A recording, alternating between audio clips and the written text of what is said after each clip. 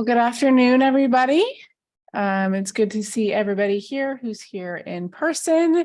And those of you who are joining us online, thank you so much for being with us today. This is session 3 of the SBIR STTR workshop series for 2023. It's our 3rd year of doing this. And today we have a treat because we have a consultant in. We have Jacqueline Havelka here, who is going to be walking you through writing your proposal and really focusing in on a lot on that commercialization business plan. But before we get started with Jacqueline, I wanted to introduce Sabina Ward, who is from today's sponsor, Schwegman, Lundberg, and Wassenaar. And I'm going to let Sabina just say a few words about herself and her firm. She's always been a big supporter of our office and a lot of the things that we do. So Sabina, we are very, very grateful that you're here with us today. Thank you, Beth. Good afternoon, everyone. As Beth mentioned, I'm Sabina Ward, and I represent Schwegman, Lundberg, and Wassenaar, or SLW for short. We are an intellectual property law firm with a nationwide footprint. We have some small offices in San Antonio and Austin. I myself live in the Woodlands area, so we're but really have attorneys all over the place. We are focusing, we have a trademark practice and a patent practice and provide some ancillary services, but the real focus, the real meat of our work is patent law in all technology areas, and we service a wide range of clients from Fortune 500 companies, or smaller companies, mid-sized companies, down to startups and universities where kind of the core research is going on. I personally really enjoy the startup work because the IP work is really important in the early stages. And so I'm always happy to come up here to A&M, where there's a lot of there are a lot of events, there's a lot going on supporting people like you in forming businesses and thinking about bringing the research that you're developing to market. So I'm very happy to be here. I won't be doing much of the talking. Look forward to Jackie's presentation on how to write a proposal, an SBIR proposal, which I think is promising to be really practical and hopefully of great value to you. I just wanted to mention, to the extent you have, even though that's not the topic of the talk, any IP related questions, I am available after the talk, or if they kind of match, I guess, in between as well. But so feel free to approach me with any questions you may have. And yeah, now let me hand it over, I guess, to Jackie. Thank you very much. Thank you, Sabina. Like you said, this is going to be a really practical session. And so I'm really excited. We are going to have a few points. She's kind of broken up her presentation, so you'll get a chance to ask some questions along the way. So those of you who are online, if you have a question, go ahead and submit it into that Q&A box. And as we break, or as we kind of stop for questions, if it's appropriate for that section, we'll go ahead and address it. And again, I want to say thank you to our presenting sponsor, Stibbs & Co. It's Anne, correct? Anne here from Stibbs & Co. Thank you so much to them. And they are actually sponsoring as well our closing networking reception, which is tomorrow. So we invite all of you who are here in the room with us, but also those of you who are online, if you're going to be in College Station tomorrow, please stop by that session. And if you want to come network, we will have food, adult beverages, networking. It's just going to be a really good time. And that will be immediately following session 4 tomorrow afternoon at 4:30. It's going to be over at the A&M Hotel and Conference Center. So if you have questions about that, feel free to email me or come find me afterwards. Without further ado, I'm going to turn it over to Jackie.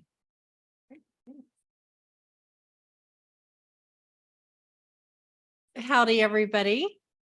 It's great to be here today. I just wanted to give a very brief background. Most importantly, I'm an Aggie.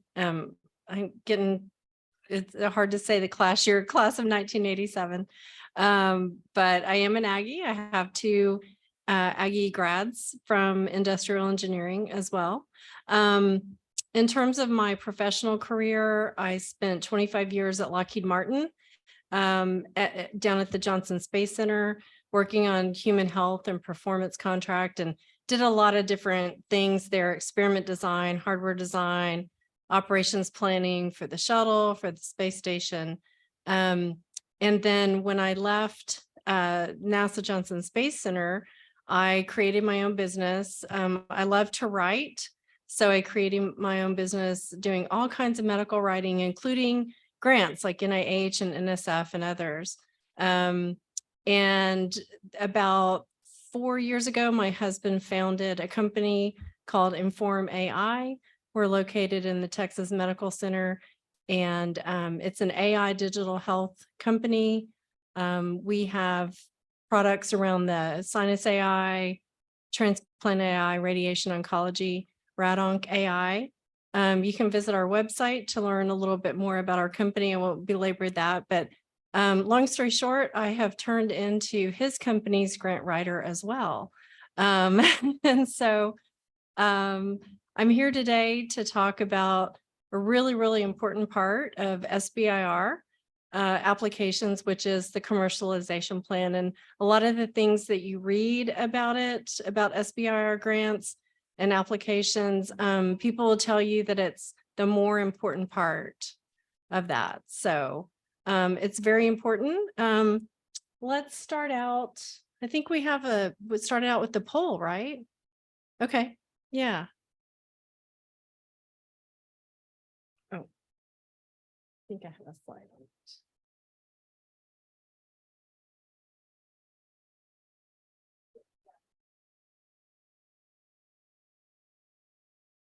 There we go. Those of you who are online, you can answer this poll question. We'll just do the old-fashioned way, raise of hands. Yeah, yeah. Well, yeah, and we can have, I really am curious as to, I know you guys have had several sessions, but I'm curious as to why you're here today. We can go, are you new to SBIR and just getting information? How many? Okay, so mostly new to SBIR. Okay. So let me ask you guys this. So how did you hear about SBIR and why are you interested in pursuing that? Does anybody just want to shout out? Be brave. Be brave. Through a colleague, and I'm just interested in getting more information because we have the potential to have a product that might be interesting to industry. Okay, great. Anybody else? Okay. A faculty member approached me with several ideas and IP about current projects that I'm sort of cross-interested in, and we're developing them and getting ready for commercialization. So my first step from here is going to be launching a startup and writing an SBIR. Okay, fantastic. Fantastic. Okay.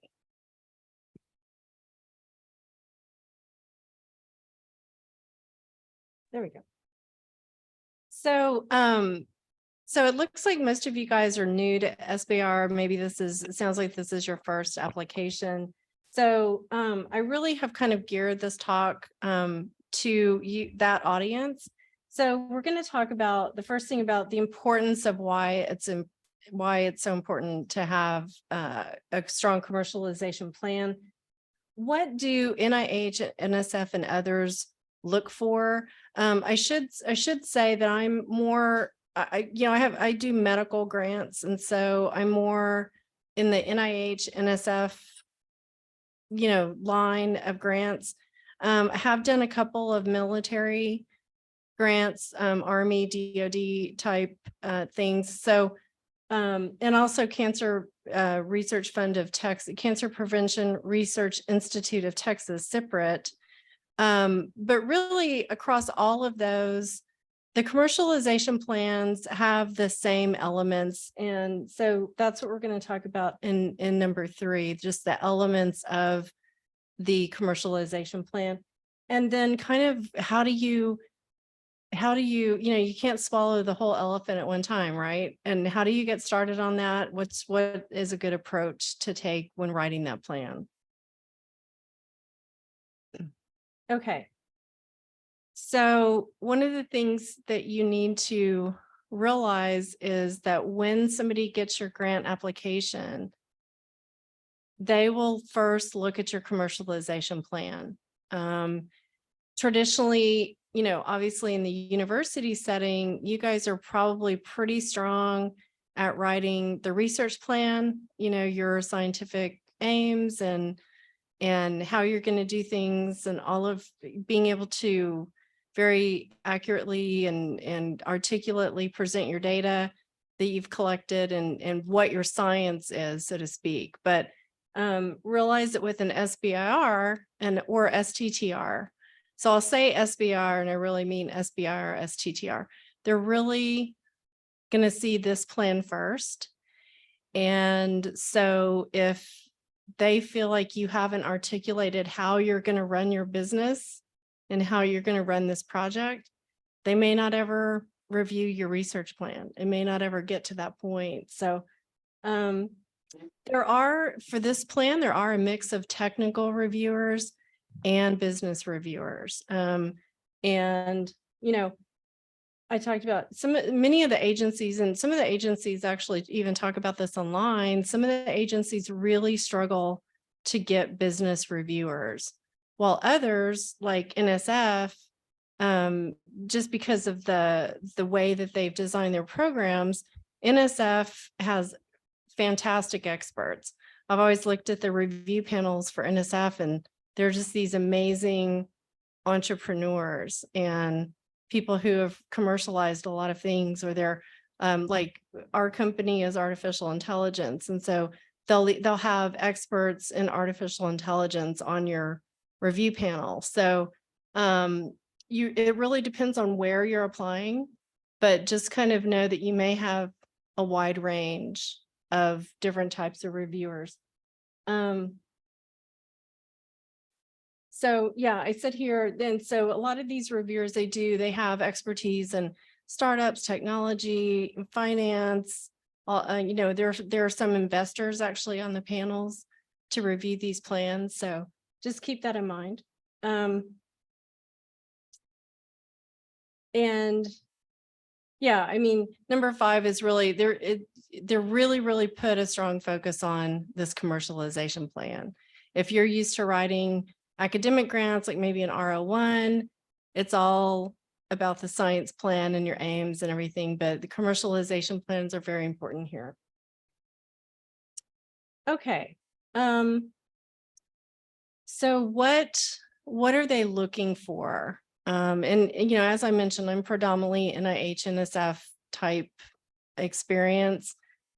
They really are looking for technologies to strongly commercialize. You know, they have all these funds to do that, and they really are looking at that, but you need to sort of pass the rubric where they're going to feel like they're funding a successful project. So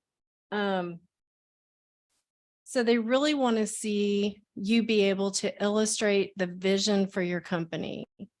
You know, so maybe you have this initial product that you're working on. You have some great technology that's maybe, you know, spinning out of this university.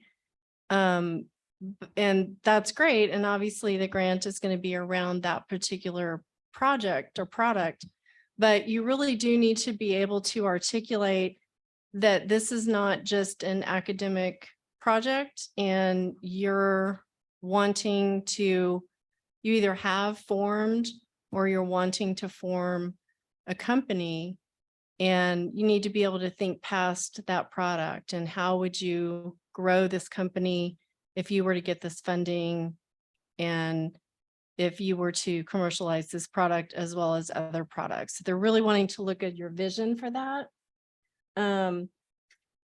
And, you know, you really have to know your market. We're going to talk about that more, but you really have to understand how your technology fits into the market.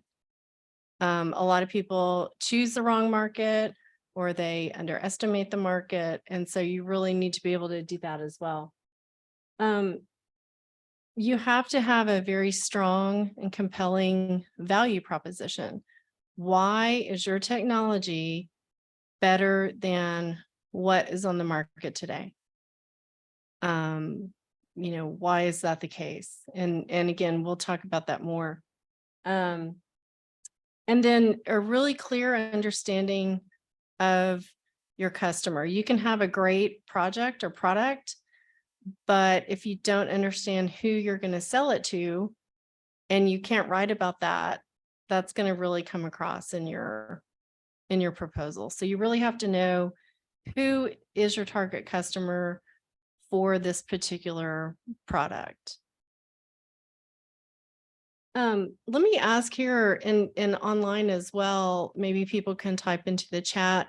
Are you mainly medical, more, tech, computer tech, agriculture? You don't have to tell me your exact product, but just what industry are you guys looking at? Is anybody? Okay. Robotics. Okay. Okay. Okay. So I'm just going to say that so that they can hear us. We had chemistry, robotics, and what was the last? And biotechnology. So Okay. if anybody online wants to add Yeah. theirs to the chat box, Yeah. Okay. we'll call those out. Yeah, I'm just curious. So they particularly obviously because they offer the STTR option, they're really looking for very collaborative projects as well. So if you can team up with public entities, private entities, if you're forming a company and you're teamed with a department at Texas A&M on an STTR, or you're teamed with somebody else that's already in industry who maybe, can better position or sell your product. They're looking for all different types of collaborations like that as well. And again, they're really trying to attract private sector to these grants, and they're trying to accelerate the innovation.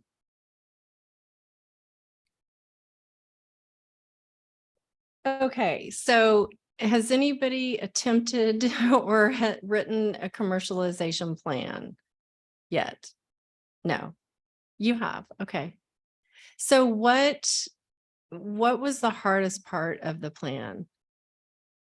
The hardest section or the hardest thing for you to work on?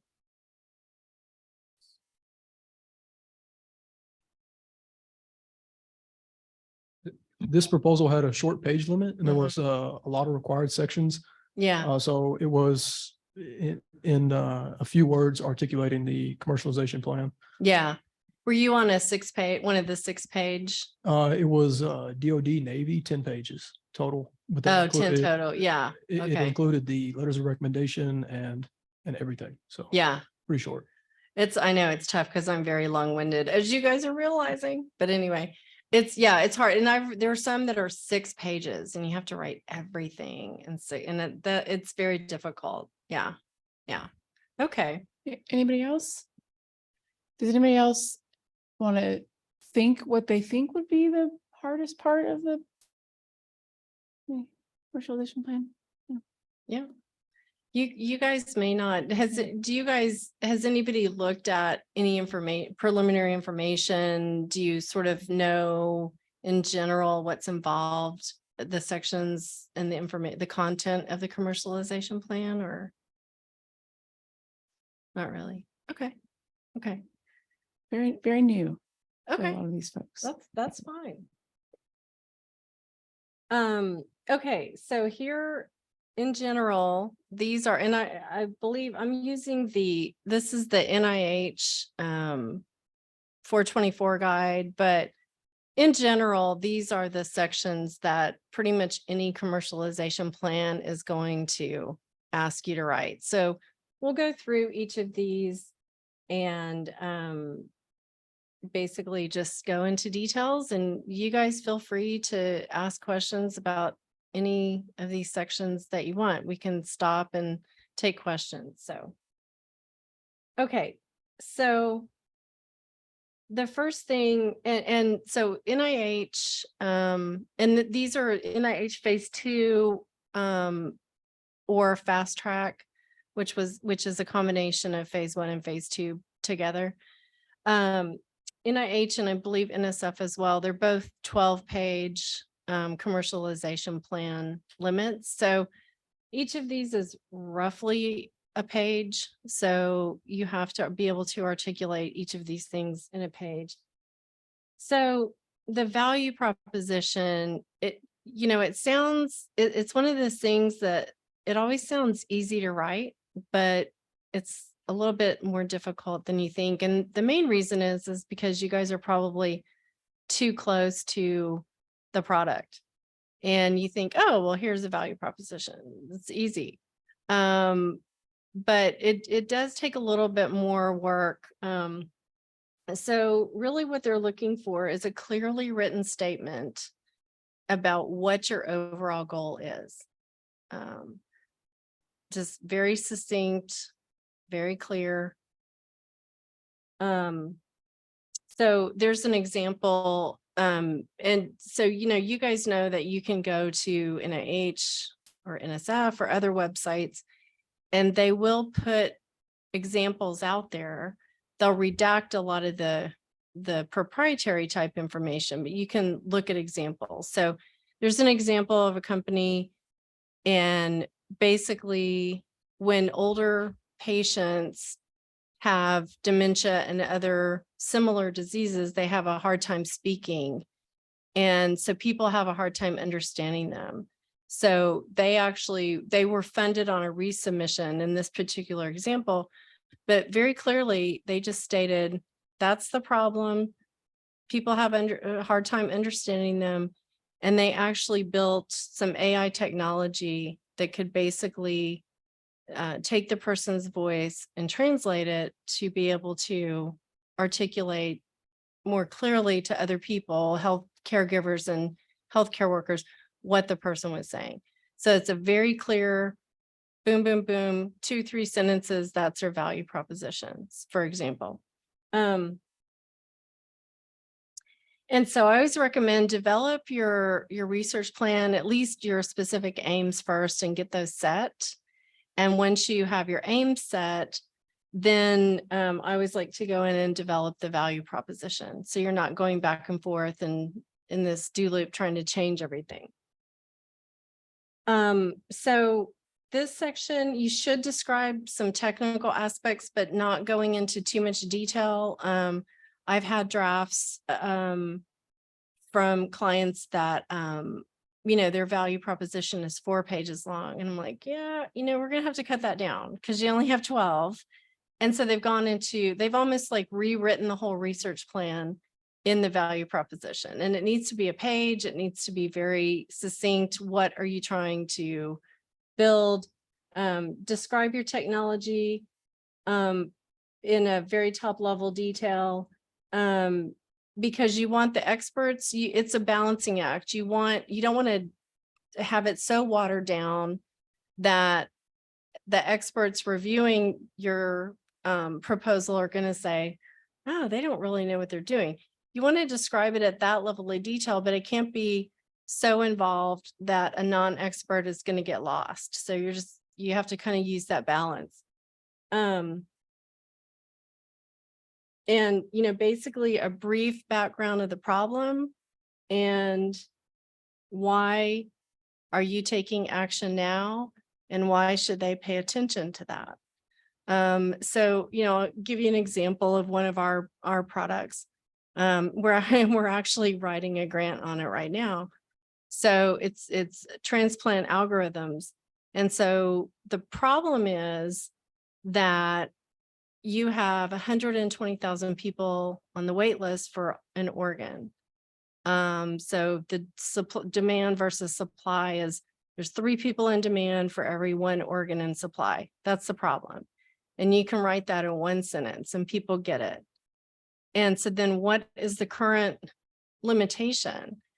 The algorithms and the methodology that surgeons currently use only take into account maybe 13 or less parameters that are collected, but there's actually 400 parameters that are collected on these organs.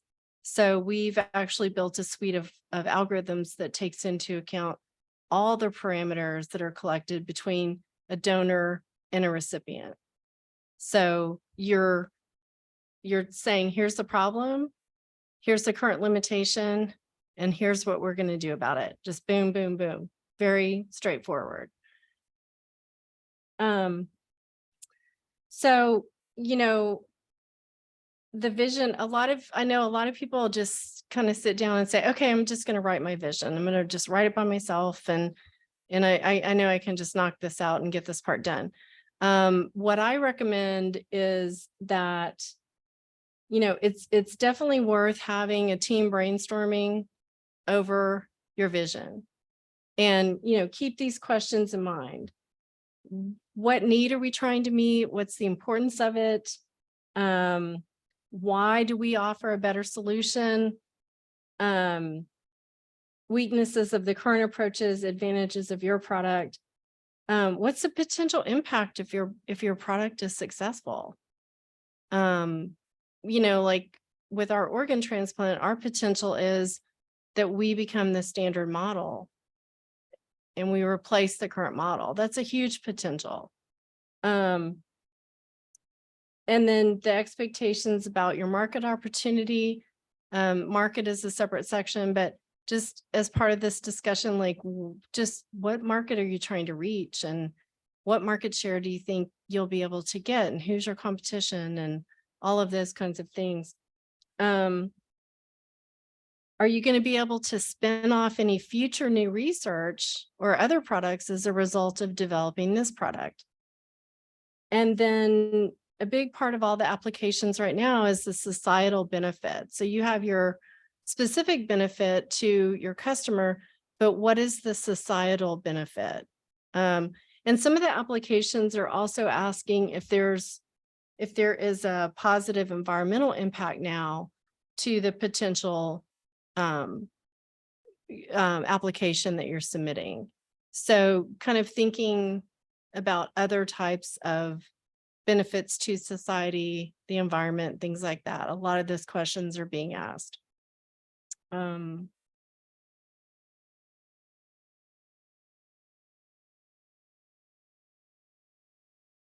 Okay. So,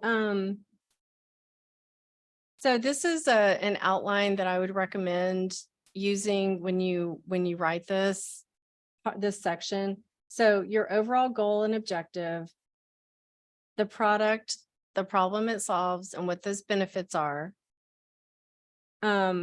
History and any past data suggesting that there might be a problem. So in the organ transplant example, our past data is the 1 year, 3 year, 5 year mortality rate of post-transplant patients is not so great with certain organs.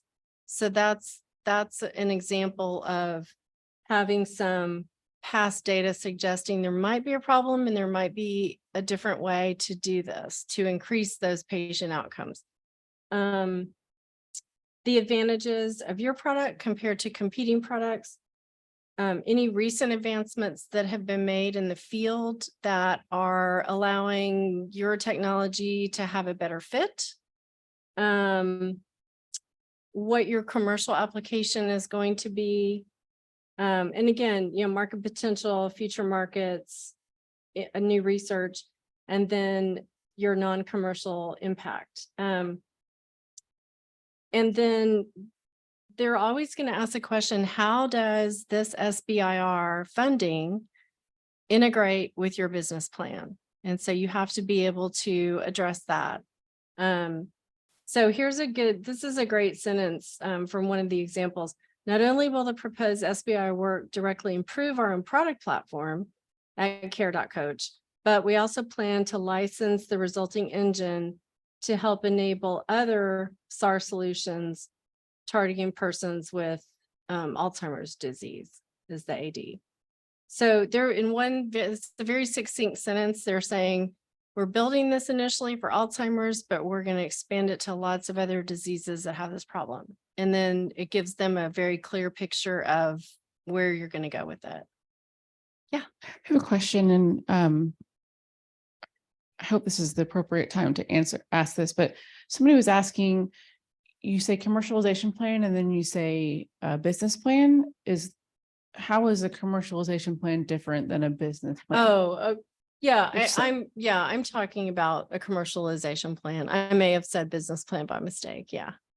So are they they're different from each Yeah, other? I mean, they are different. I mean, a commercialization plan is very specific to this outline. A business plan is more of how you're going to build your overall business. There is a section in here where you have about a page to describe how you're going to grow your company. But yeah, I'm sorry, they are very different. Yeah.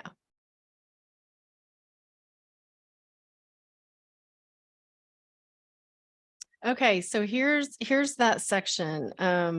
So you have about a page to describe your company overview. And this is not just a description of how your company is going to build the particular product that you're applying for the grant for, but it's how you're going to build out your company. What do you envision? It's kind of like, where do you think your company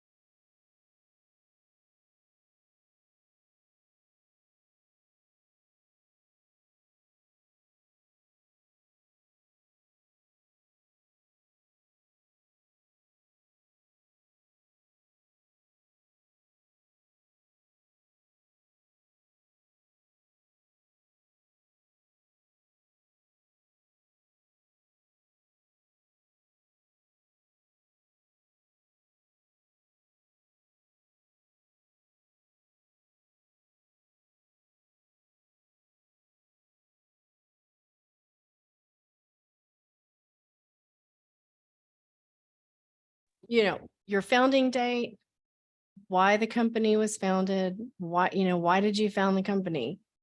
What was the idea that you saw that made you want to found the company? And this could be something, it could be something personal. A lot of times they're founding companies because, maybe they had a family member who died of a particular disease and they want to build a company around that disease. So this doesn't have to be a structured, business idea. It could be, I founded this company. It could be a personal reason. It could be business idea. It could be because a professor approached you and said, hey, this is, let's build a business around this.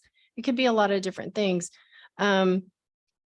So my husband founded his company. We're both kind of in our second career, and I do recommend being a lot younger, doing a startup. It's very, it's very grueling at our advanced age. He was actually a partner in KPMG, Pete Marwick, big organizations like that. And they had big international healthcare markets, and he saw a lot of data being underutilized in hospitals. And, he kept thinking, wow, I wonder if there's a way to utilize that data more effectively to help patients. And so that was kind of the idea of him founding an artificial intelligence company.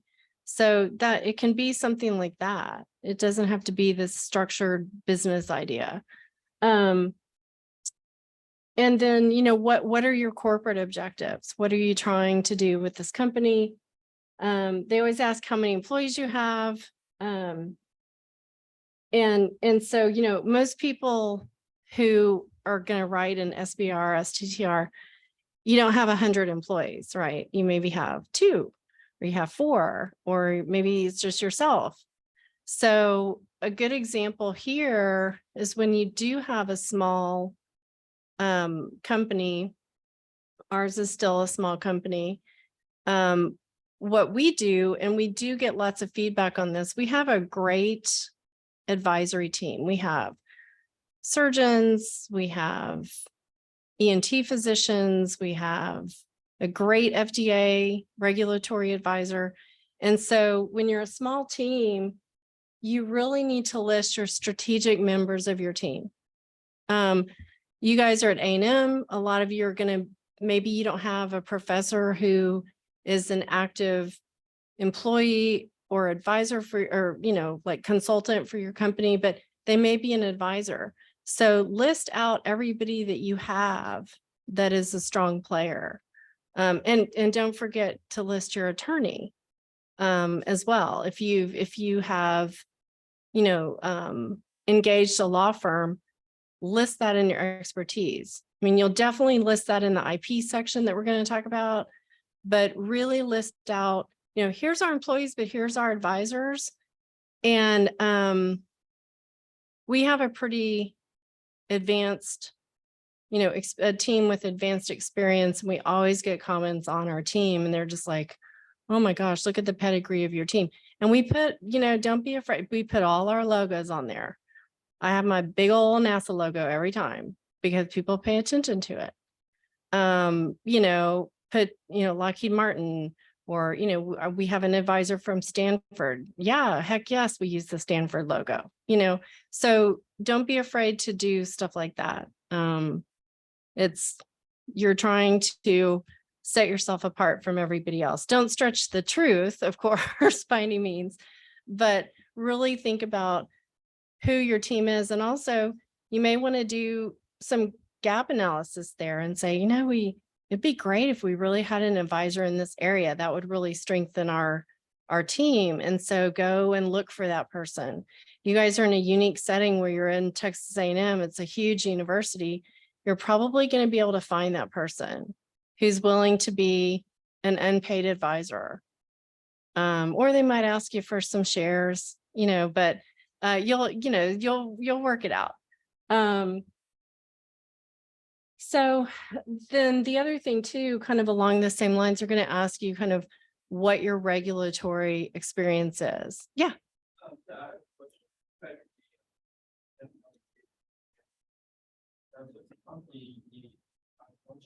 Marketing. Right.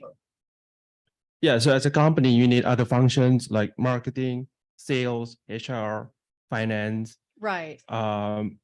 Most likely our members will be engineers, and if Right. we have lawyers, we have lawyers. So there are gaps in our Yeah. members. So how do we plug that? So, I would say, I think it's a great question. And I would say initially you're trying to show, so initially you're developing technology. So if your whole team is engineers and a great IP attorney like Sabine, that's great. Maybe you have an external advisor, somebody who's a professor in that technology or something like that. That's fine.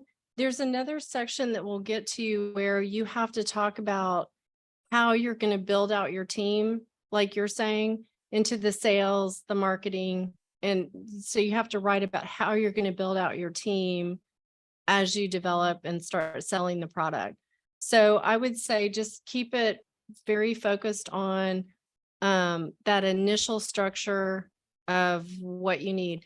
Like, I mean, ours, we have, it's data scientist, it's our regulatory advisor, and it's doctors, because that's who we need to build our products. And, I do the marketing. I think I do a great job on LinkedIn, but I'm not a crucial person, right, for that particular proposal. I mean, yeah. So not that marketing people, it's just not crucial up front when you're trying to describe this section. Yeah. Did I answer your question? Okay. I have a Yeah. question from online and they Oh. asked, in the revenue forecast section, how can we estimate our market share compared to our competitors? We want to remain neutral in our projections, but we may have some optimistic expectations. Oh, okay. Yeah, we're gonna actually, I think that's the next section. And Perfect. so, yeah, so you may have to, I think I have it, but you may have to remind me of the question when we get there. Sure. But yeah, we'll talk about that. Okay.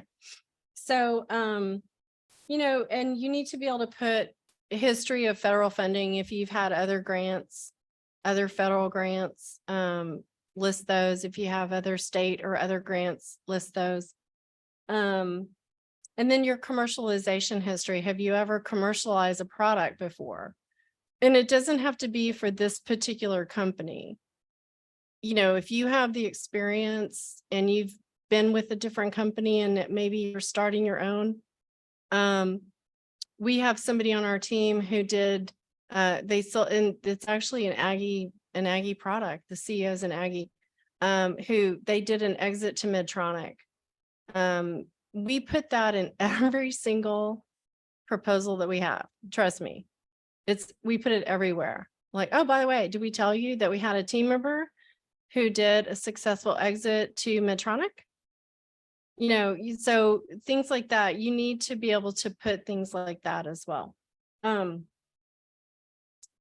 then, really these questions down here, this is just the vision for your company. What's your short-term vision? What's your long-term vision? Where do you want to go? How will you grow your business? How will you maintain the business as it grows? And then how will you meet critical management functions as you do grow? And so, like we were saying, name those key hires that you would make. So like, for instance, I can give a specific example for one of my clients is building a radionuclide for treatment of very rare pediatric cancers. So when they talk about how they're going to build out their team because that's a therapeutic, the most important thing that they're writing about in their SBIRs is their clinical trial. So when we talk about how they're going to build out their team, we're talking about they need to hire a clinical trial manager. They need to hire patient liaisons. They need to all of those functions that you would have in a clinical trial. And that's what we're talking about when we are writing their grants. So, okay. And then over here, just, we talked about the small companies. So in this section, even though you are going to have bio sketches, which are more detailed, you can list very short bios of your key team members, boom, boom, boom, boom. And that we do that all the time in our grants. And so don't forget to list advisors if you have board members, and other strategic partnerships that you might have. So like, for instance, our transplant grants, we say, hey, we have, it's not a partnership, but we have a relationship with Life Gift. It's the largest organ procurement organization in Texas.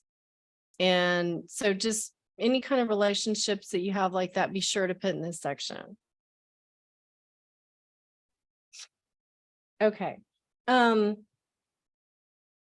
sure that you guys have done a SWOT analysis at some point in your academic careers, but I always find that even doing this, doing the team brainstorming is great, but then as a second step, if you're really trying to kind of hone in on that, to do the SWOT analysis, the strengths, weaknesses, opportunities, threats, and really do that as a team. And that's going to help you get a little bit more structured information to kind of write this section. Okay, here we go. Market, customer, competition. This is probably one of the main sections that reviewers really key into. Keep in mind that we're actually resubmitting a transplant grant. Because and we scored fairly high, but we were right under the funding, level. And so we're resubmitting it. And so, we're just taking a lot of those reviewer comments, and we had reviewers who really, really, really knew the transplant ecosystem, like really knew it. So they were surgeons, they were transplant center directors. And so you have to know your market, and you have to know how your product fits into that. And so I think the question was they wanted to remain neutral, but they were afraid of underestimating. Yeah, how can we estimate our market share compared to our competitors? We want to remain neutral in our projections, but we may have some optimistic expectations. Yeah. So I think so some of these things here is so you really do have to look at your competitors' market share. What is your competitors' market share? A lot of people approach this analysis in a vacuum, and they don't look at what their competitors are doing. They just kind of approach it and say, well, this is what we think our market share should be. Well, how do you know that if you don't look at what other people are doing? And so somebody may have an exact product that you have. They might sell it to the exact same audience, or they might have a similar product and maybe they sell it to a different audience than you're trying to sell it to. But look at your, really, I would say with the market, start with what your competitor market share is. How did they gain that market share? Start to differentiate your products. What do they have any indications on what their projections are? Maybe they're trying to gain a lot more market share. You need to know that as well. And you can go to reports like CB Insights and others and get a lot of that information. But start with knowing that. The other thing too is to break it down into primary and secondary markets. It may or may not be applicable to your particular product, but you can break it down into primary and secondary markets. And then I'm not going to go into a lot of detail because that's like a whole other course, but your TAM, SAM, and SOM, your total addressable market, your service addressable market, and your target market, and all of those things. And there's lots of information out there.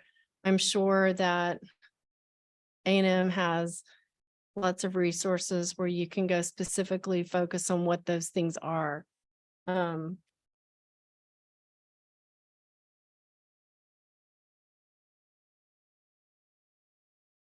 What was the difference, between No. primary and what's the difference between primary and secondary market? So, your primary market is really what your product is really geared towards. We're going to sell to so in the example of the Alzheimer's disease, their primary market is selling that product for Alzheimer's, but their secondary markets are maybe selling it for other diseases. Yeah. And some people have tertiary markets as well. So,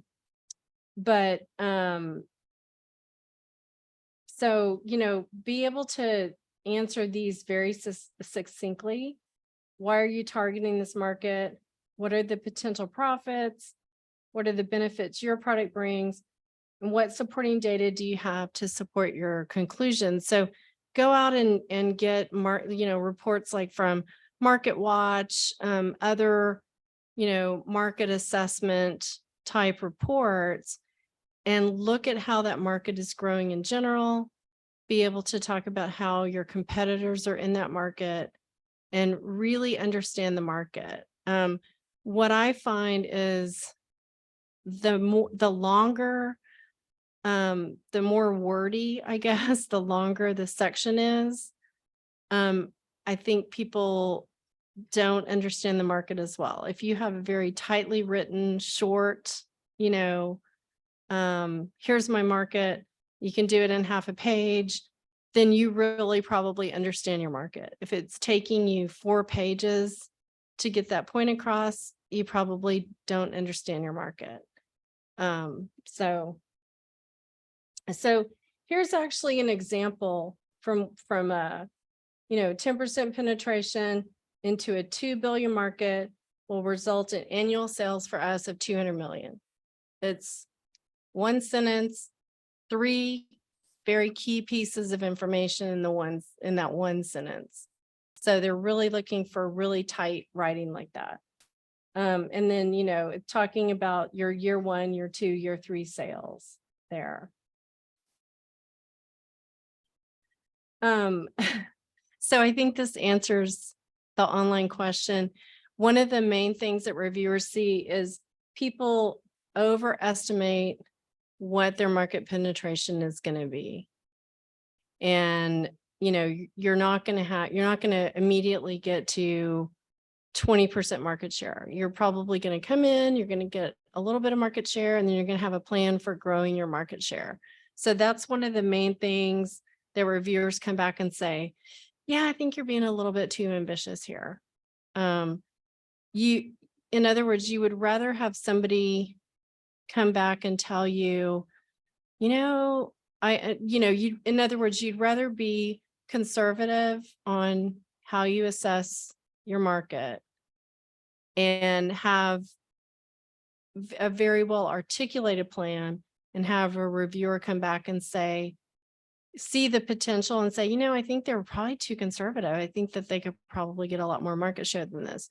You'd rather have that than a situation where you overestimate and say, we're going to have 80% market share in year 1, or, something like that. And so really kind of show that that entry point, what's kind of your beachhead to the market, and then how you're going to grow your market share over time, and how if you're going to diversify the product, or if you have, competitive collaborators who are going to help you do that. A lot of people actually will team with somebody who already has a very established market, and you'll create a partnership with that person because they've already got the sales force and everything. They like the technology that you bring to it, and it's very different. So if that collaboration works, that's a great way to demonstrate that for this, what they're looking for.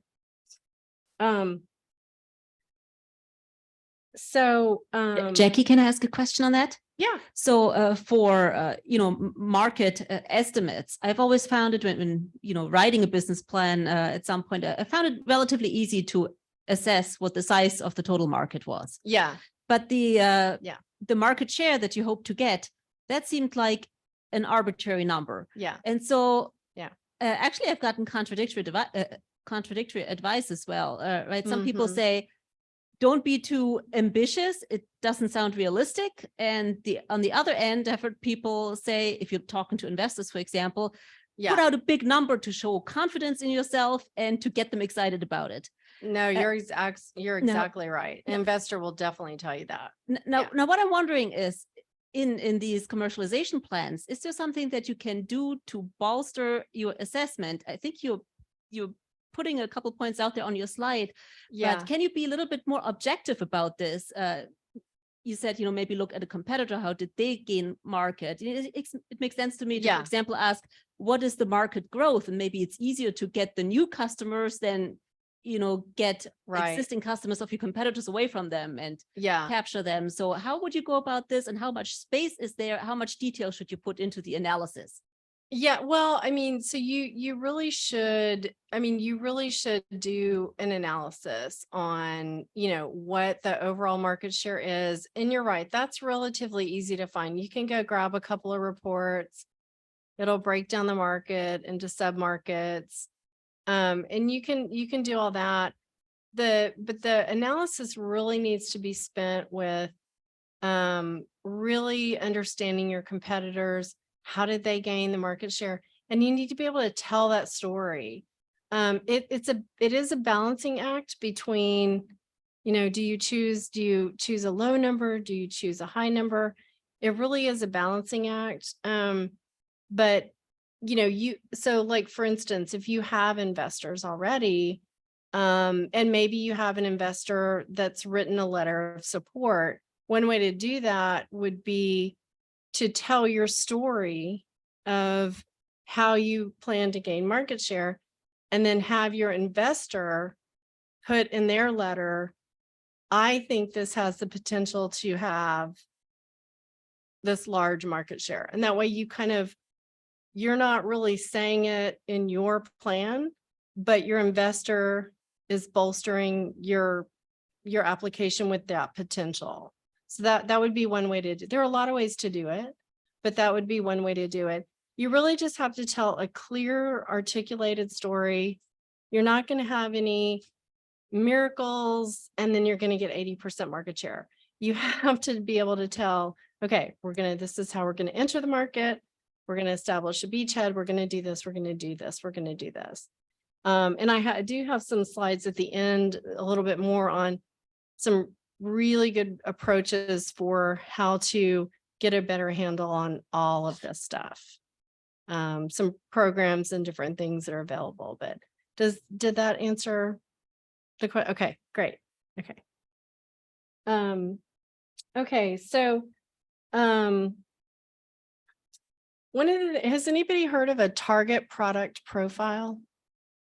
So it's something that is typically used in more of the like pharmaceuticals, therapeutics, really anything for which you're doing a clinical trial, and they'll ask you for a target product profile. I believe like the CPRIT, Cancer Prevention Research Institute of Texas, will ask for a TPP, they call it TPP. They'll ask for a TPP because a large amount of their funding does go towards, therapeutic development. And so there's always a clinical trial involved. But so even though it's mostly associated with clinical trials, it's a methodology that you guys can use, and it's a really structured way to kind of assess these items. And you can there's tons of examples of it on the internet. Just type out TPP and you'll find all different kinds of things.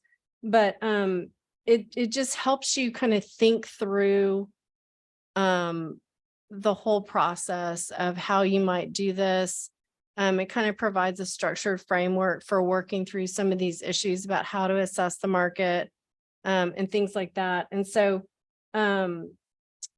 it is, and I have a link down here with one of the, I don't know if it has an example of one, but it has some of the key elements, and it kind of takes you through that thought process. So I think I have one more. Yeah. So customers, a lot of reviewers will make comments about, I don't think you have the right customer, or I think you've left out an important customer base from your proposal. So, you really do need to think through who is your customer. And there's lots of different ways to define customers. So there's your end user. That's the person who's actually going to use your product. But then there's also the decision maker. And that's the person who is going to allow it. Maybe it's the purchaser. That's the person who makes the decision about whether the end user will buy the product. So like, I'll give you an example for the transplant. Our end user is a transplant surgeon.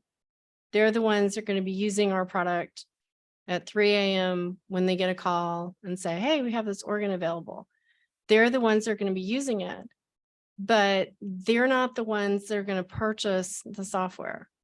The transplant center director is going to purchase the software.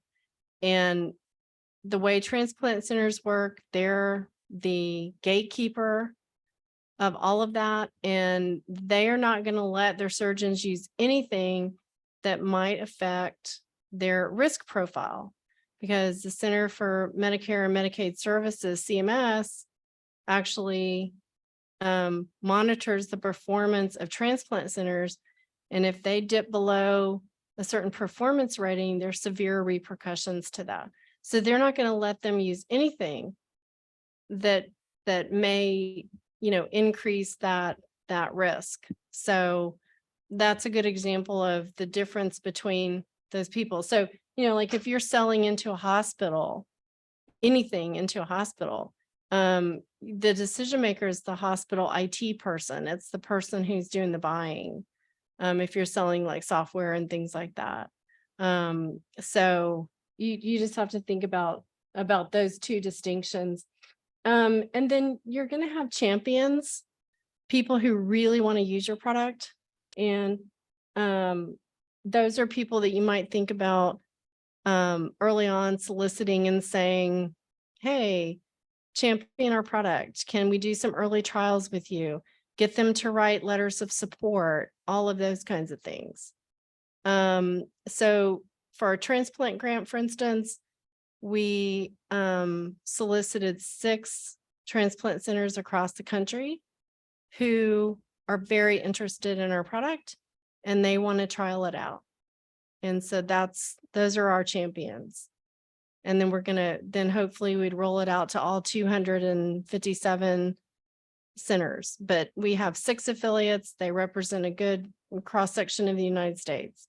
Those are our champions. And then your primary buyer and your influencers and your saboteurs. I know Lene knows this because it's from the NSF I-Corps methodology, but and you will have saboteurs. I mean, so you have to, not everybody's just going to love your product and be all excited about it. You are going to have saboteurs within an organization who say, it's just too much of a hassle. We don't want to buy anything new. We like what we have. And so again, there's a methodology for working all this out, but these are the kinds of things you need to be thinking about when you write about who your customer is. Did I skip one? Yeah. And so competition, I mean, I would say really spend a while doing your competitive analysis, because your competitors are not just the most obvious competitors. There are going to be other people that maybe you never thought of. And depending on what field you're in, you can get competitors just spring up out of the blue. If you're in a very fast moving market, then you're going to have to really stay pretty nimble and stay pretty cognizant of who your competitors are. This is also a common thing that reviewers look at. They say your competitive analysis is not strong enough. You didn't consider this or that. So you can have, direct competitors and indirect competitors. We talked about that before, but really know who they are. And so these are some things where when you do your competitive analysis to really keep in mind. So for instance, I'm going to move this closer. Is that still okay? Okay. So, a description of the target market, which you've already done, details about how your product is versus your competitors. So like with our radiation oncology product, we have some pretty big competitors, but they don't offer they offer partial solutions, and we're offering a full solution. Like that's just a boiled down way of saying that. In the case of the company that makes the radionuclide, they hardly have any competitors, because radionuclide, there's not a lot of people who wake up and say, hey, I want to make a radionuclide. So they don't have a whole lot of competitors, but the ones that they do with radionuclides, sometimes you can easily translate them to other forms of cancer. So they didn't just, that's a good example of, you can't just say our competitors are for this type of cancer.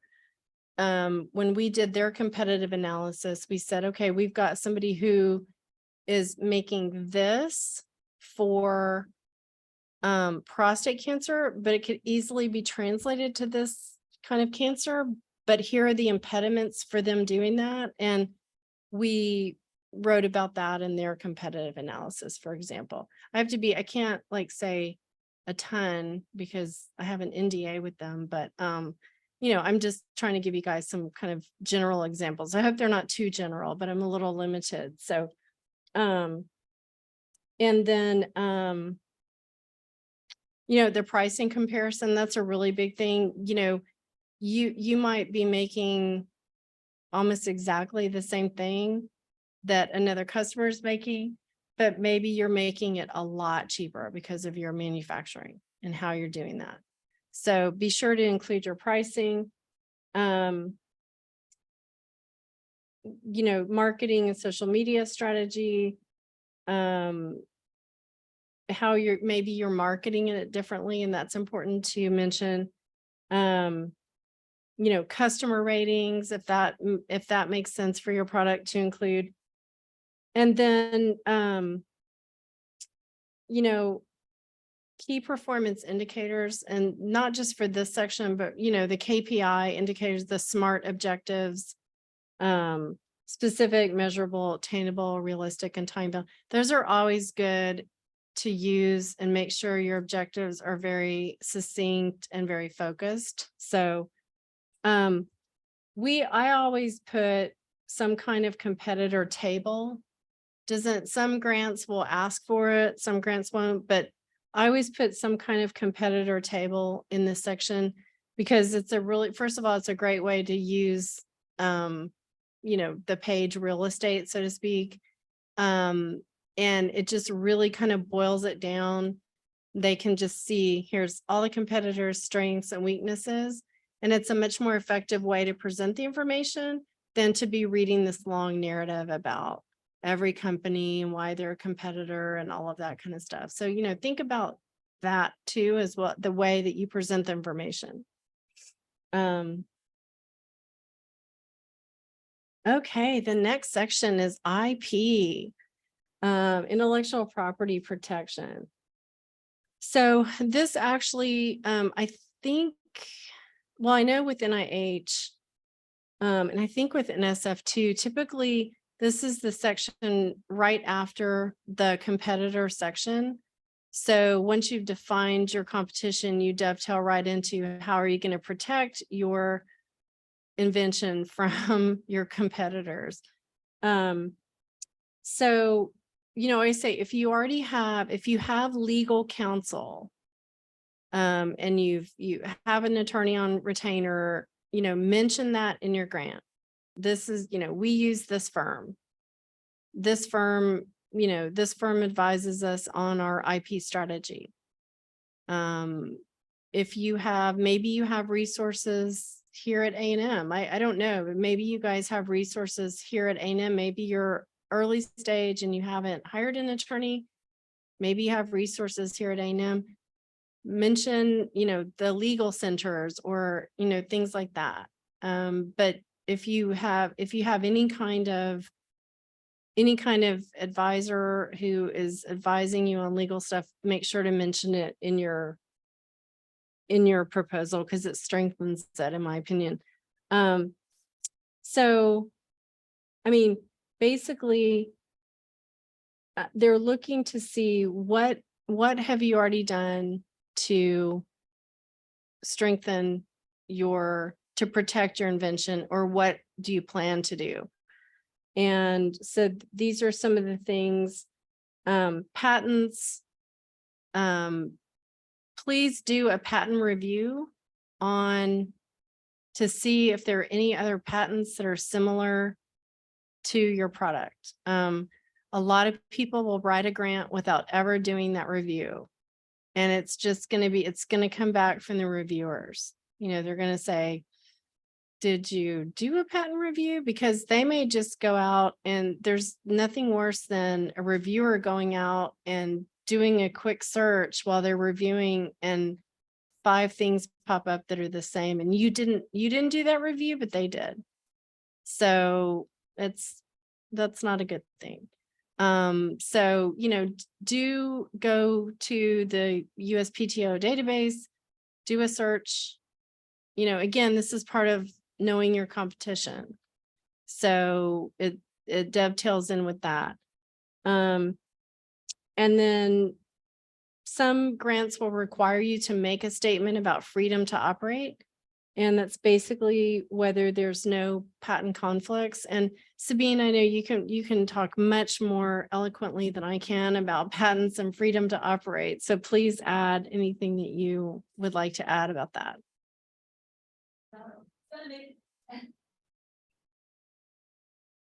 Make another general comment about the section at the end, but as far as freedom to operate is concerned, I guess there are different ways of doing it. There is kind of a comprehensive review where you maybe hire a company that's specializing in patentability and freedom to operate searches, and based on the description of your technology, and brings back a lot of kind of close references, perhaps other, you know, patents that you might infringe on, and you can go through and convince yourself for each of them what's in their patent claims that you don't do, so that you get out of this outside the scope of this patent. And to the extent you've done that, I guess you should mention that and describe, right, how you've convinced yourself that you're not infringing any other party's IP. At some point, you may have to get to the point of getting kind of a formal opinion on freedom to operate, but that's more expensive, and you can never really get 100% assurance, obviously, because for one thing, there might be applications filed that are not yet published, that cannot be found, and they pop up later. So, you know, be aware that you don't have complete certainty, but it's good for your business to know, you know, upfront what you might come up against. And then it's good to communicate that you've thought about it, and that you feel, you know, fairly confident you're not going to run into any obstacles and will have to, you know, purchase a license, or maybe be precluded if, say, a key competitor just doesn't want to grant you a right to use their technology. It ties back into IP protection also. I mean, you can have your own IP, but you don't have to actually invent every portion of it, right? If there's an element of your product that is protected by other parties' patents, for example, you might get a license. So that's part of the rights that you have to market your product. And if you have an exclusive license, that would be important to point out, because now you have a competitive advantage against anybody else who might want to enter that market. Yeah. Yeah. No, that's great. That's excellent. Did you want to finish that section? I had one kind of general comment, or do you want me to? Yeah, I mean, the other bullets are just in general, some of the other things that you can do or plan to do to protect the IP. So trade secrets and know-how. For example, like our IP attorneys, because we have software, they've advised us not to patent it and to keep it as trade secrets and know-how, because the minute you patent software, somebody can just go tweak something and say, oh, we have a whole new software. And so that's the advice we have gotten. You can do NDAs, non-disclosure agreements, confidentiality agreements, business associate agreements, and then trademarking your company and products. So those are just a list of things, but yes, Sabine is definitely the expert for this section. So yes, anything you would like to add? Yeah, just kind of a broad comment. So why is this IP section important? Well, it's in this context of a commercialization plan, and the overall goal, the overall message you want to convey is that your technology that you've developed has potential to become a marketable product, right, or service.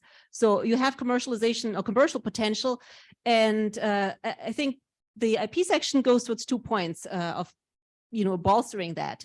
The second one, I think, and I'll start with that, is more obvious. It's that you have to protect your technology, or else somebody else might come and steal it from you, right? Doesn't do you any good if you develop a product and once you've proven how it works and that it works well, some industry player perhaps comes along, you don't have it protected, and takes it away from you and uses other advantages to bring it to market instead of you. So that's what you want to make sure that you have the rights to your technology. The first point, which actually it comes really before logically, is that you actually have to have some innovation that you can protect. And that's not a speculative point. I recently had a chat with somebody who is a repeat SBIR proposal submitter, and got on one of the previous proposals feedback that section was too weak, and there was some question whether the product described was actually based on innovative technology, or whether it sounded, that maybe he was just rehashing what's already out there. And if you do have new development, you want to make the point that that's what you got and not everybody else has it, right? So you can communicate that. Ideally, if, Jackie mentioned there are different ways of protecting IP. Patents are only one of them. But typically, I think in kind of the high tech or deep tech areas, that's what you'll use patents or trade secrets, depending on how easy it is for somebody else to say reverse engineer a product, or how protectable it is. But imagine you have your IP section and you can, if you're lucky, list an issued patent. Well, that's a pretty strong indication that you actually have something that other people don't have, because the patent office otherwise wouldn't have allowed it, right? Usually, as a matter of in practice, you're probably not at this stage yet. When you're writing the SBIR proposal, you might have a pending application that's not gone through examination, but it's better than not having that. Yeah. I guess at the minimum, you should have some plans. You should have thought through how you're going to protect your IP. It can be, in many instances, a combination of trade secrets, things that you think other people won't be able to discover from your product once it's on the market, and patents for the more kind of higher level conceptual ideas.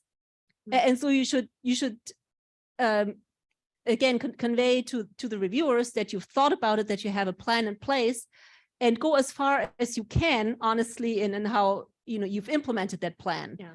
Just one thing you can do if you're not at the stage where you've had time or money to get a full-blown patent application on file is to just file a provisional application. You can do that relatively cheaply. You can, for the most part, you can do it yourself really if you want to.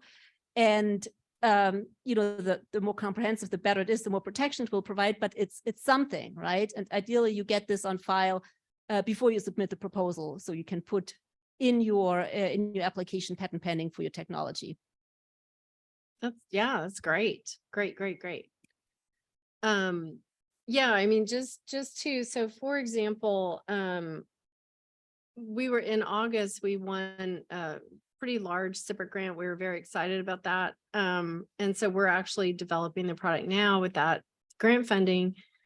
But so what we did was we said we did a patent search ourselves. At the time we didn't, of course, we also were teamed with an academic institution on that. So we leveraged off of the research that they had done. Just to be up to date, we did a patent search ourselves, and we described it. We said we found one patent that's similar, but here's how our product differs.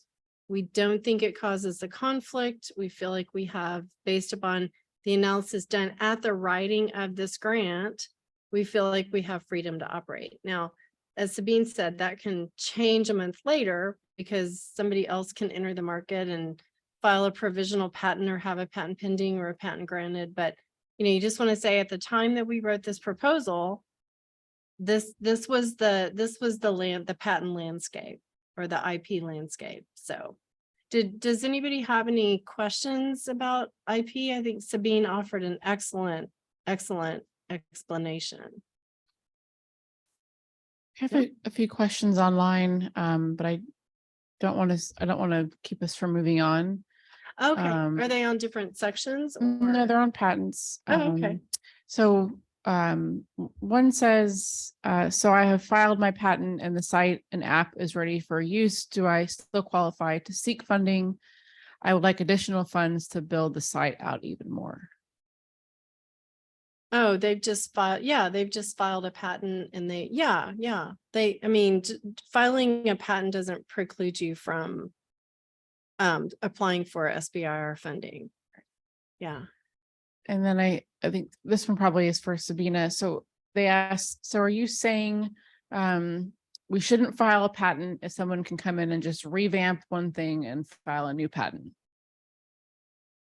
I'm not sure I fully understand the question, but I think the answer is no. So if you do have an innovation that is, patentable subject matter, you should file a patent application for it to protect it, unless you think you can keep it realistically as a secret, and that's the better option, because you have to remember whenever you file a patent application, ultimately it's going to be public and available for everybody. So you're really relying on the legal right attached to the patent to keep other people out. Now there'll always be a potential, I guess, for somebody else to, as you say, like revamp it and file a new patent application. So yes, it can happen. Somebody can kind of piggyback off of yours, but would of course have to get over the threshold of coming up with something that's not only new, but also non-obvious in view of your patent or patent application if it's still pending. So, there is a certain threshold to overcome. Even if you put out your idea, it doesn't mean that somebody else can necessarily get something on top of that, but you can't exclude it. If, if you have one technology and it's further developed and there's additional innovation, then other people might have might obtain the rights to that.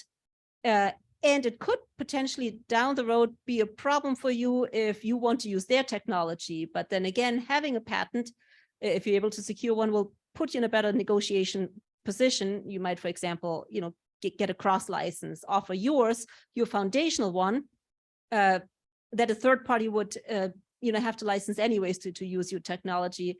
And then you might be able to get a cross license for some, improvement over that. So I hope that answers the question. If not, just feel free to leave another comment and we can address it. That was it? Okay.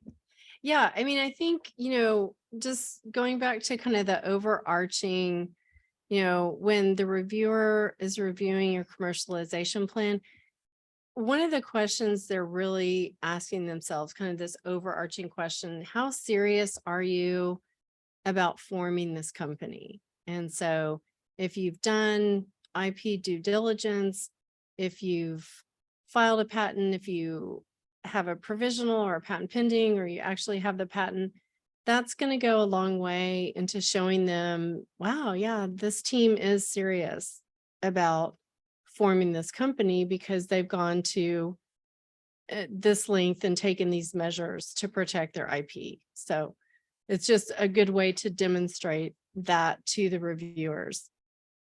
Okay, I think. Okay, so regulatory strategy. So I am only versed in FDA regulatory strategy. I know that there are other regulatory agencies for other technologies, but I tend to have an FDA type focus.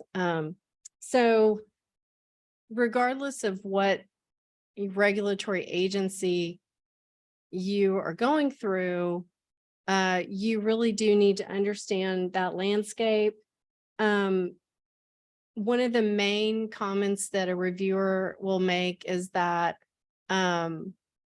people are way too ambitious on the time it's going to take to get through the regulatory process. And so you really need to think about think about how long that takes. FDA guidances will give you all of the dates, if you're going on a 510K strategy, if you do, there's a good idea, certain things are a good idea to do a pre-submission meeting. And so you have to submit, and then the FDA has X number of days to review it. And then you have your pre-sub meeting. And then once you submit your final package, they have 120 days. And so really knowing all of that timeline is very important, but also then just the amount of time it's going to take you to pull the package together. So like one example would be, so be familiar with your pathway, do predicate analysis. You don't have to do, it's kind of like the patents, you don't have to do an exhaustive predicate analysis, but if you're going 510K and you need a device predicate, have a general idea of what your predicates might be. And then you'll have a general idea about the types of validation testing that you need to do. Are you going to have to run, bench studies? Are you going to have to run an MRMC study? All of those kinds of things that all add time. And then look at other products in your area that have been cleared by the FDA, particularly your competitors. And then, like I said, understand the validation studies, understand special guidances that they might have for particular products. So like the FDA has a special guidance for software as a medical device that you really need to be familiar with if you're building software as a medical device. And, like I said, develop a realistic timeline. This is actually something that we've been dinged on before, and the reviewers were right. And we were way too ambitious with our regulatory timeline. And because the reviewers will look at your regulatory timeline, and that's a major feeder for when you're going to be able to start making revenue. And so if you're off on your regulatory timeline, they will view that your whole proposal is sort of off in terms of your whole timeline, because if you don't have your regulatory piece right, then all of your projections about sales and revenue are also off. So it's important. And, like I said, other regulatory agencies, I'm sure it's the same general concepts about knowing the timeline, knowing what you need to submit, how long they take to review, et cetera.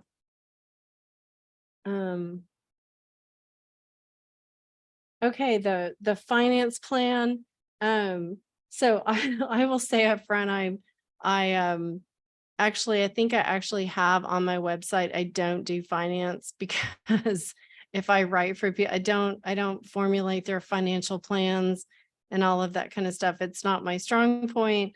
I really don't want to do that as part of my business, but I do understand kind of what the reviewers are looking for. So again, this is a very important part of the plan. They want to see sort of the viability of your company, where you are in your funding. And so, they want you to start with financing you've already raised. If you've already raised financing, start there, and then your plans to raise financing for the innovation. It might be the SBIR grant might cover it. It might be, you might be writing a phase 1, and then you plan, if you are successful in getting the phase 1, you can talk about your phase 2 plans for that, and just talk about your funding strategy. Maybe you're supplementing the SBIR funding with some other funding, but be able to talk about all of your funding strategies. And so over here, these are all different kinds of funding sources that they're looking for. So maybe you've teamed with another company in industry. Maybe you have Aggie angel investors that have provided, just whatever your funding profile is, be able to clearly articulate basically where you are now, what you're going to do with the SBIR funds, and then what other funding you're going to need to build out that product. And that's really what they're looking for. And they're also looking, again, this is kind of where that timeline aspect comes in. They're also looking for, when do you need the financing? So if your regulatory timeline is off, then your whole timeline is off. So when do you feel like you need the funding? And there's lots of good resources online with SBIR and different SBIR sites that have a lot of information on this. And so one of the things about funding is you can certainly write in this section, oh, we have this funding, we have this investor, we have this commitment, but, and you need to do that. But what will really strengthen it is to get letters from all these people, get a letter of support from your investor. Get a letter of support from somebody who maybe has said, hey, if they win this grant, I will commit X amount of funding. Maybe you have in kind, maybe you have people who are going to donate computing credits or equipment or something like that. Get all of that kind of stuff into into letters of support, because that'll really, really help. And, you're limited sometimes you're limited to 5 letters of support. Sometimes it's unlimited. You have to look at the particular grant application. But when you are limited, you really have to sometimes be strategic about which 5 letters you're going to pick. Sometimes people are struggling to get 5, but if you have 5 technical letters and you haven't solicited a letter from your investor, choose which one of those technical letters to drop and add the investor letter, because it's going to be much more meaningful for this particular thing. So, in other words, another way to say it would be,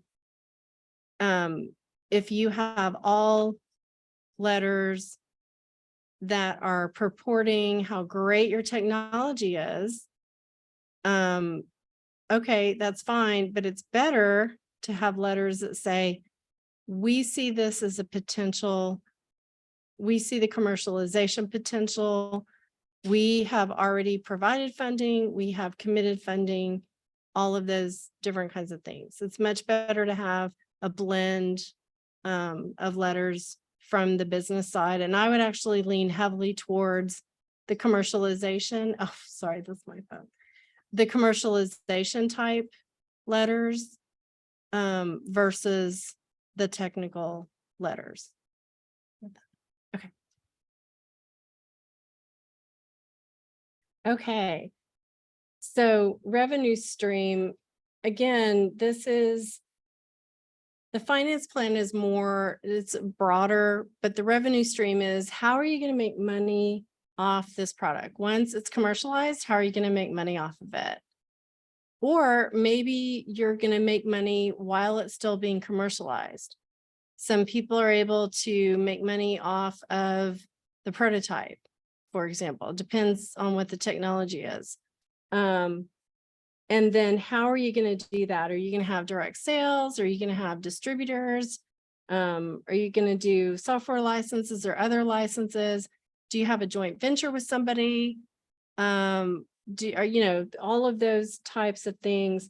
And this is more to your original question about staffing. This is also a place where you would talk about staffing and how you're going to build out that sales and marketing team and how you're going to sell your product. And I think the biggest comment that people get in this section is, a lot of people are very nebulous in this section. Like, well, we're just going to kind of wave a magic wand and we're going to make, you have to be really, really specific about how you're going to make money. You're going to say, okay, so like for our, we say, for our software, we are going to sell it as a point-by-point single license. We're going to have a cloud license. We're going to do, just the very specific things and what distribution network we have and how we're going to do that.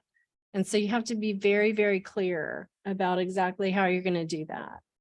And then, this is also a great place where, revenue models and graphs and charts really, really help. You can tell a better story with a graphic in sections like this sometimes. So, and then definitely, if you have any kind of experience at bringing another similar product, whether it's dissimilar, any other experience of past products to market, and say, in our experience with product X, we are going to have a similar approach with this product.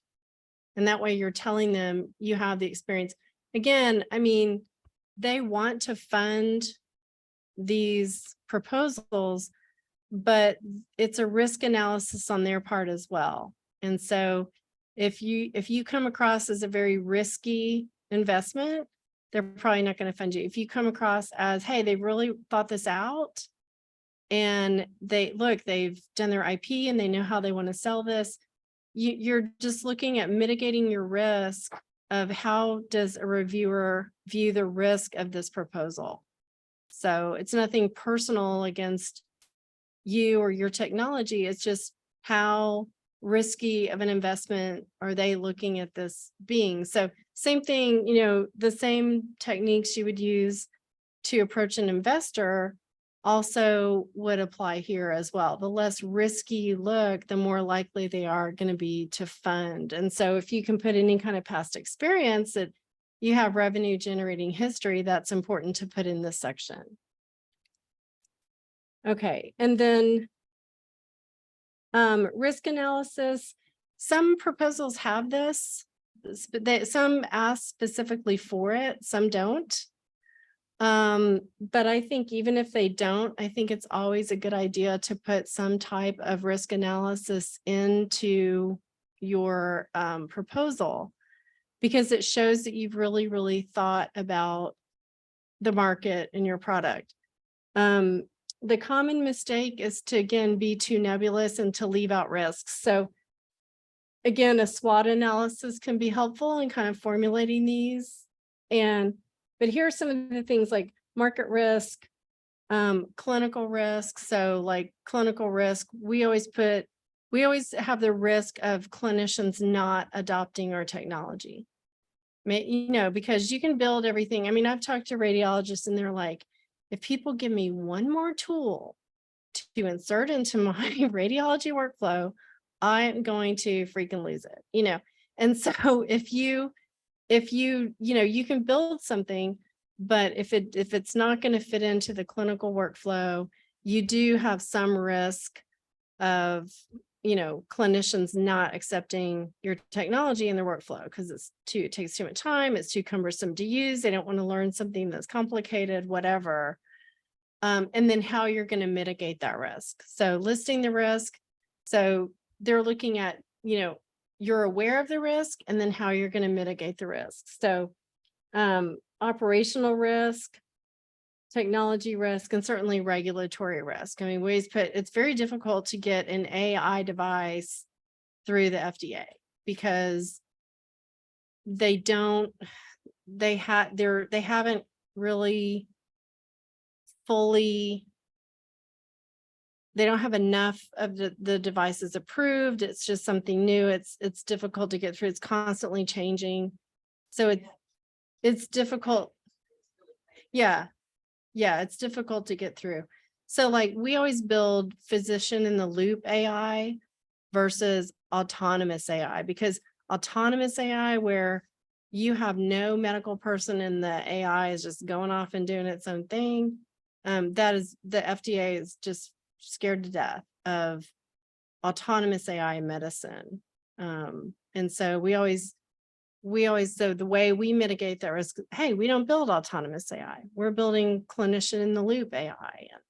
And we're giving a prediction to the surgeon or the clinician, and the clinician is making the final decision and all of those kinds of things.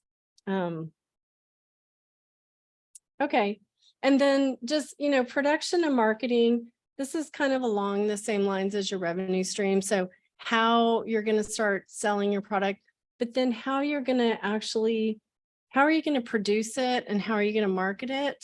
And again, this is kind of your product life cycle. And there's this, 4P strategy: product, place, promotions, and pricing.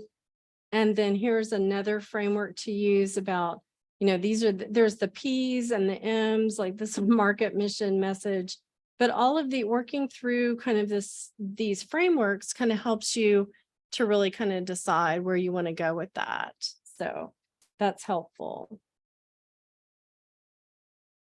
Okay, so quick question. Now that we have reviewed the elements, what do you think the hardest part is going to be for you to write?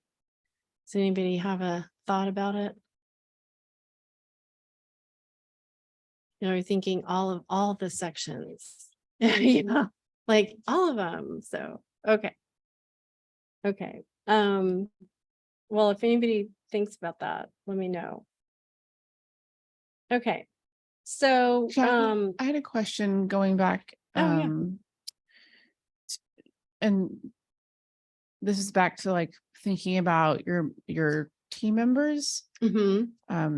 Somebody asked, as we only have 2 members and do not have anyone with a business background, how can we overcome our lack of experience in this area? Should we make a plan to bring in a professional to help us? We sometimes find it challenging to balance research and development with business aspects, and we would appreciate any guidance on how to or support on that. On support, yeah. So, I mean, I would say one of the things that, so if you go in and say, hey, we really have 2 people, we're developing this out, that's okay if you're the main technical people, but you have to show that you're really pretty much 100% dedicated to that technology. It can't be like, oh, I really have this other academic job and I'm kind of doing this 20% of my time. If you only have 2 people, if you have more people, obviously it's going to be more acceptable for everybody to kind of be doing other things. But that's one of the things that they really, it goes to how serious are you? There are a lot of people who write a lot of SBIRs, but they never light the candle, so to speak, and leave academia to truly go out on their own. And so they're going to want to know that you're dedicated to that, first of all. Second of all, I mean, I think you may not really be able to hire anybody full-time that has more of the business expertise, but you could think about getting a business advisor, mentors, yeah, fractional, yeah, corporation, they can Yeah. help you with things like that. yeah, There are fractional, we talked about it, that I used to work for a fractional C-suite company here in town where I ran mhm, the HR side, business side of, 4 different startups at one time. right, But it's fractional, It's it's a couple fractional. hours a week. right, But Right. those people or industry mentors that are on the business side can help you with those Right. financials. right, yeah, So But some it- of them are paid, some of them are not. right, That advisor category. Yeah. They're not necessarily paid. right, yeah. Yeah, so hopefully that helped whoever answered that question. So just moving on to the last part about the approach, first of all, I would just say don't address all these issues the month before your grant is due. I mean, you have to really be thinking of this all the time. The grant is not the focus, the company's your focus, and the grant opportunity to just happen to come along. So these are things that you need to be thinking about all the time. And so really have you really should have general ideas about all of these things, and then it's just a matter of actually trying to articulate it in writing. Team brainstorming and help, as a team, instead of trying to just, slug out the grant yourself, the team brainstorming ahead of time about each of these sections can really, really help. SWOT analysis, all of those things. So one of the questions I know that Elizabeth and Lene asked me ahead of time is, should you, and I call it third-party intervention into your commercialization plan. Should you write it yourself? Should you outsource it? Should you have somebody write it? So, and all of those things depend on, how much financing you have. Can you afford to hire somebody to do it? I think there's value in hiring somebody if it's a first time you've done a commercialization plan, I do think there's value in hiring somebody to kind of help you through that. If you can, there may be, there may be resources here on campus that will help with that as well. I'm not as familiar with that. If you can do that, but I would also say, and so I think because there's a company that I work, that's a radionuclide company that I worked with. And the first time I met with them was during COVID, so it was on Zoom. Just a bunch of guys who had been in the industry forever. And they're going through and telling me, collectively, we have 150 years of experience. And that's great. But the problem is that those are also tend to be the teams that think that you can't teach them anything new. And so it tends to be a little bit more of a difficult challenge. I've had, clients that are very, very mature in, their careers, et cetera. And there's resources available to them through NSF, and they just, I don't need that. I already know all that. So, so you can be on the very experienced end, and maybe you would benefit from a third party, but most of you guys have never written commercialization plan. So you may benefit from having somebody come in and kind of help you formulate it. And so, again, you're too close to the subject matter. Maybe you haven't ever written one. And you might be able to get a little unstuck. Now, the other thing too, so there's two things. First of all, NSF Core, and I think you guys had a whole session on that. I'm a huge proponent, and we didn't even coordinate. We actually found out at lunch, like, oh, I put NSF Core slides in. I'm a huge, huge, huge proponent of NSF Core. And these are, opportunities are available to you. You're here at Texas A&M right now. They're available to you. I can't stress enough how to use that.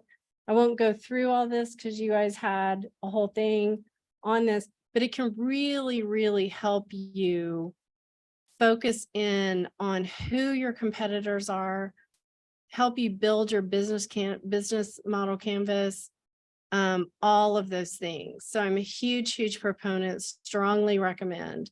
In fact, on our transplanter phase 1 grant, 2 people on our team are actually already NSF Core mentors. And so they didn't want to go through the training, but we had 2 other people on our team go through the training because it was important to convey that to the NSF that, yes, we're going through this training. We could have said, oh, we're great. We have 2 mentors and not gone through it. But I think it really, really matters. So we won the phase 1 grant for NSF, and some of these opportunities are available. So you get the opportunity to go through the NSF program if you win an NSF phase 1.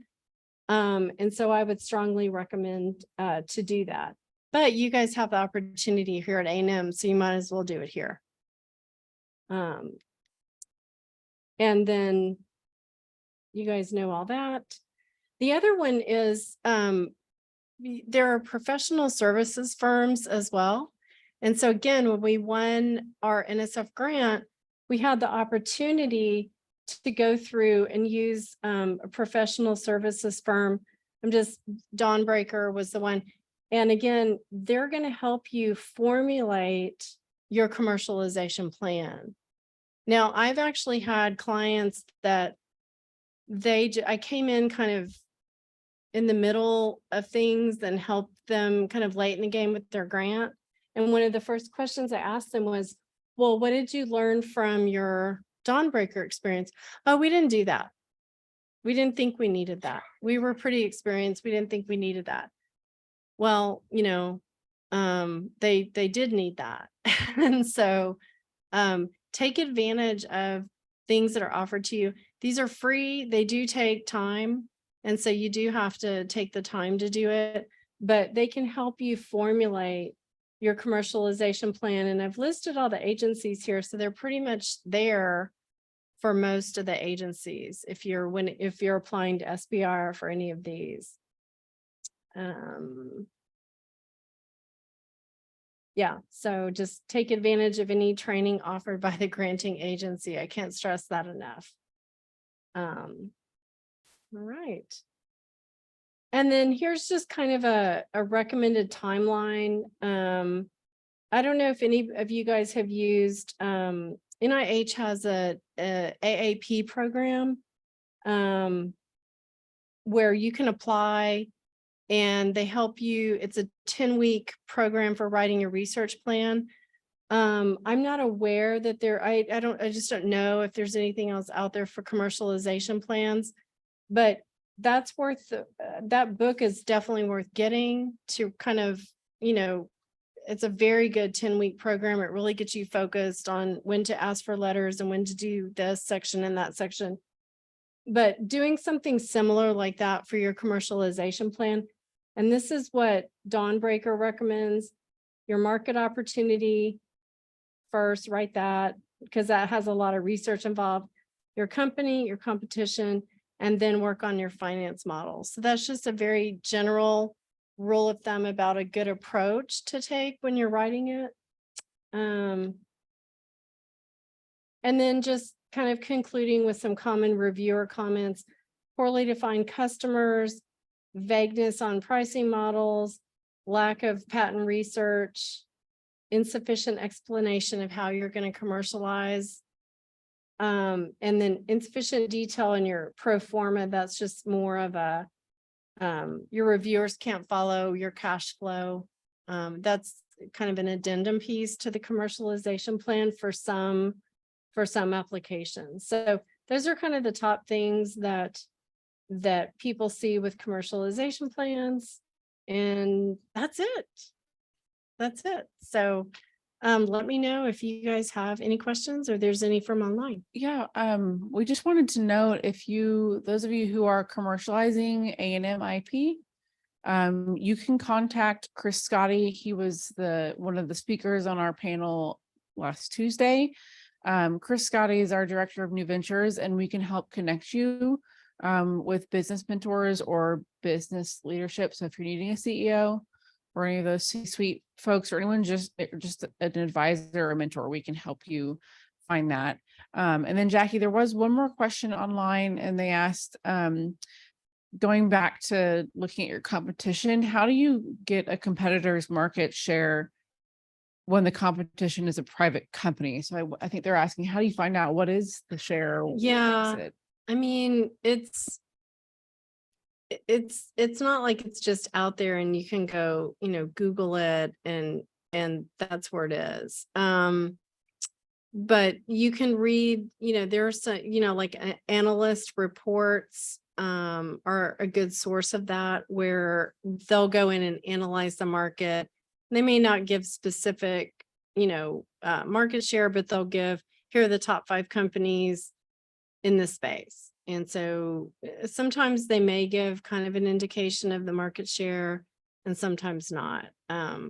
So, and this, I mean, I'll be honest, this is not really my big strength. I don't get into a lot of the financial and all of that kind of stuff. So if you guys may, Lene, and you guys may know more about that, but yeah, it's really just sort of knowing, just doing the best you can to know your competition, going to analyst reports. CB Insights is a good one that I use a lot. Market Watch reports. You may have to pay for certain reports. And it may be worth paying for a report to get better insight into those kinds of answers. So yeah, I hope that helps a little bit. So, Do you have any questions in the room? No. Okay.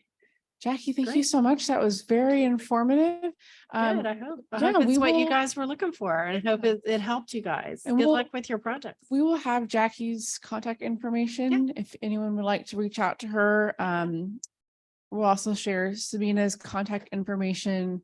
So if you've got other IP related questions, we've got a couple IP attorneys hanging around here. If you have any questions, if not, tomorrow we have another kind of fireside chat with Michael Ellis from Stibbs & Co. And then we've talked about Brighton Press-Lake a couple times. He is with Fluxworks. He's the CEO and founder of Fluxworks. They won TNVC last year. He will be here talking as well as Peter O'Neill, who is the new Chief Innovation Officer for the Texas A&M system. He has a direct to phase 2 SBIR. And we're talking about SBIR and startup pitfalls. So that'll be a really great discussion. So join us either online or in person. Those of you who are online, if you want to switch and come see us in person, you are more than welcome to do that. And then plan on joining us afterwards for a reception. So thank you again for joining us. Great.